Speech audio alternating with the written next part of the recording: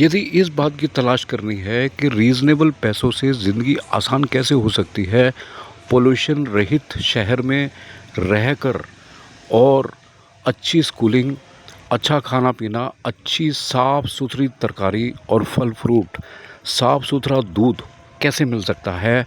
बड़े शहरों में पोल्यूशन है, बड़े शहरों में पानी की किल्लत है, बड़े शहरों में और मल्टीपल दिखते हैं।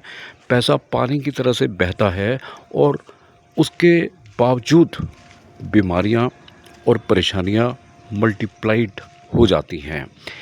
मैंने पिछले 6 सालों से ये विचारा है कि बेंगलोर को मैं ना छोड़ूं, मगर अपने एक बेटे, 2 बेटे, दोनों बेटों को एक-एक करके मैं दूर दराज शहरों में ले जाऊं, छोटे-छोटे शहरों में।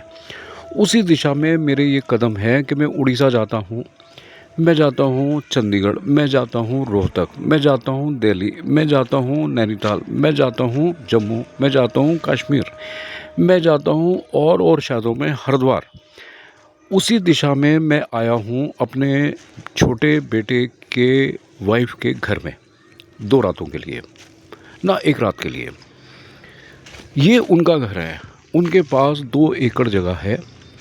पूरा घूमना फिरना, अपने तौर तरीके से रहना और ऑक्सीजन लेना, आप चाय पिएं, आप खाना खाएं, खुली हवा में रहें, मौसम भी खुशनुमा है।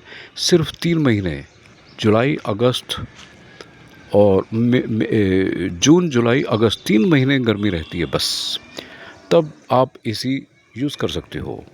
Now come to the point. आप छोटे शहर में रह के सुकून भरी ज़िंदगी जी सकते हो। मैंने अभी सड़क दिखाई थी, सड़क में आपको 1 घंटे में आपको मैक्सिमम 10-15 लोग नज़र आएंगे। अभी मैं अगर सड़क दिखाऊं तो बिल्कुल खाली है, वीरान है। ये मेरे घर के सामने ही सड़क है।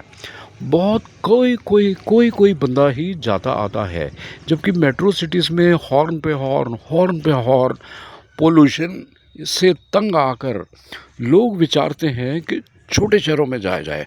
उसी दिशा में मैं इस वीडियो में बताने की कोशिश कर रहा हूँ।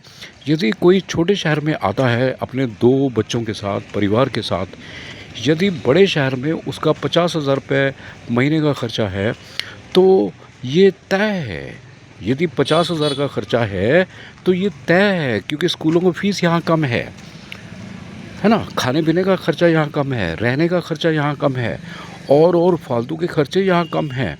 तो उस हिसाब से यदि 50,000 रुपये महीना मेट्रो सिटी में खर्चा है, तो यहाँ पर मेरा ख्याल है 25,000 रुपये या 20,000 रुपये होगा रीज़नेबल खर्चा, है ना। अभी देखिए, ये बात मुझे बहुत पसंद आती है कि कोई एक बंदा आ रहा है, कोई एक रश नहीं है।